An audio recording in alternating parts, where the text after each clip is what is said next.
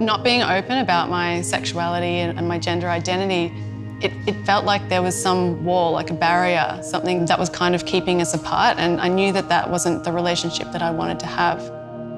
I always felt as though there was something about Zay that I wasn't fully understanding or getting.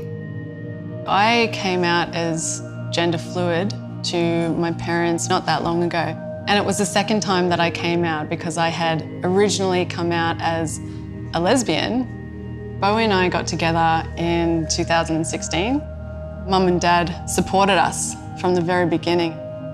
I had learnt a lot about communication and how I could even language it in a way that made sense the very first time you tell them. I sat them down and I said, "Hey Mum, hey Dad, I want to talk to you about something that's really, really important to me." And I told them how I identified and they listened.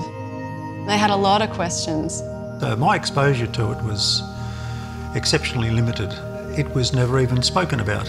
When they came out with that, it was a bit of relief in that we finally had an explanation for what I thought was behaviour that I couldn't understand, and that gave us a springboard to move forward and get to understand them more deeply. Every little step that I've taken in coming out and having conversations about the queer community, I believe has brought us closer.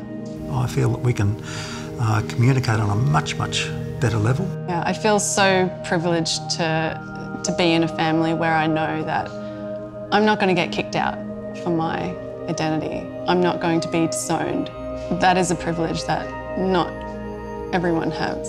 I love my children to death because I'm your dad, and your gender identity or sexuality makes absolutely no difference to me. Thanks, Dad.